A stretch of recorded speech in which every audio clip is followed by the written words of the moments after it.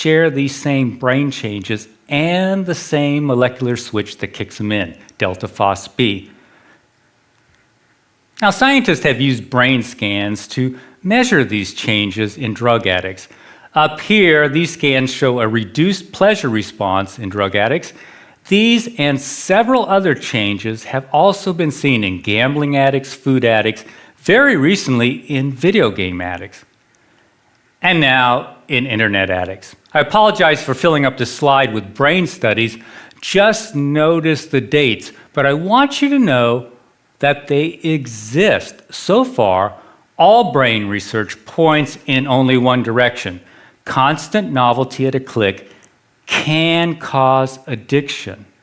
Now, we know this because when scientists examined former internet addicts, they found that these brain changes were reversing themselves. Unfortunately, none of these studies isolate porn users, but they do include them. Here's the game changer. At last, we have a group of guys who are no longer using internet porn. That's right, heavy users are voluntarily giving it up by the thousands. These guys are the missing control group in the great porn experiment. They're showing experts what changing one single variable can do. I call it the resurrection of guys, as opposed to the demise of guys. Now, before I continue, you probably want to know why any porn-loving guy in his right mind would give it up. 2 words: erectile dysfunction. Internet porn is killing young men's sexual performance. Now, Zimbardo said young guys are flaming out with women. This survey by Italian neurologists confirms what we have witnessed over the last few years. Now, sexual enhancement drugs often stop working for these guys if they ever did, because the problem isn't below the belt where Viagra works, nor is the problem really psychological. It's due to physical changes in the brain, those addiction-related changes. Their numb brains are sending weaker and weaker signals to their bananas. As Dr. Foresta says, it starts with lower reactions to porn sites, then there is a general drop in libido, and in the end, it becomes impossible to get an erection. There are 3 takeaways from this. First, Foresta is describing a classic addiction process, gradual desensitization. Second, internet porn is qualitatively different from Playboy. Widespread youthful ED has never been seen before. And finally, ED is often the only symptom that gets these guys' attention. The question is, what less obvious symptoms are they missing? Most don't figure that out until after they quit. Here's a guy in his late 20s.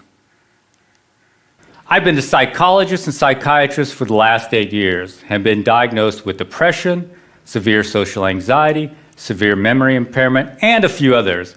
Have tried Effexor, Ritalin, Xanax, Paxil, dropped out of 2 different colleges, been fired twice, used pot to calm my social anxiety.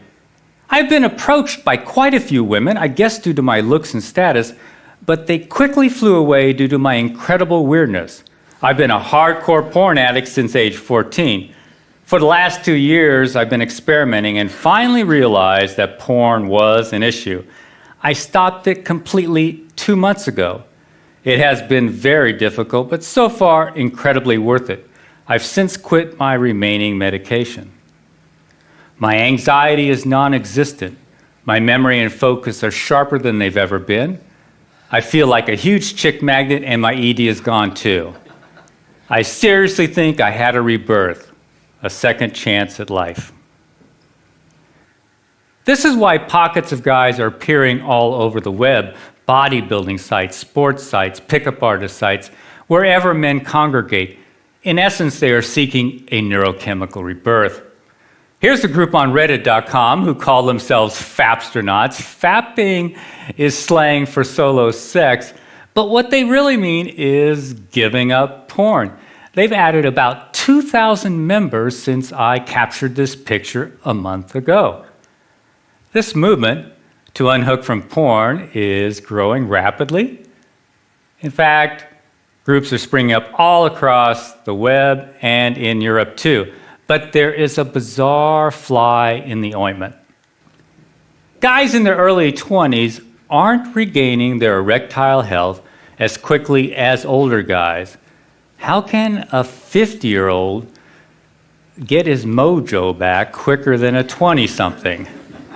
The answer, even though older guys have been using porn a whole lot longer, they didn't start on today's internet porn. Now, we know this is a key variable because the older guys didn't start having sexual problems until after they got high-speed internet. Now, today's young teens start on high-speed internet when their brains are at their peak of dopamine production and neuroplasticity. This is also when they are most vulnerable to addiction, but there's another risk. By adulthood, teens strengthen heavily used circuits and prune back unused ones. So by age 22 or so, a guy's sexual taste can be like deep ruts in his brain. This can cause panic if a guy has escalated to extreme porn or porn that no longer matches his sexual orientation.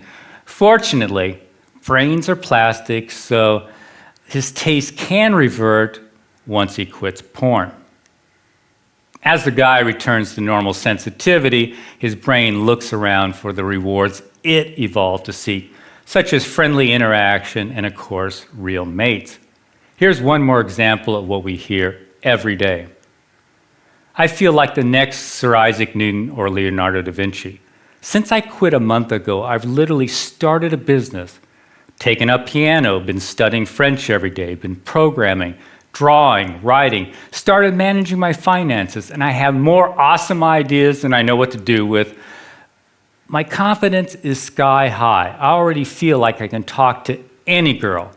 I'm the same guy who took 2.5 extra years to graduate from college because of procrastination and depression. I'll conclude with a wish.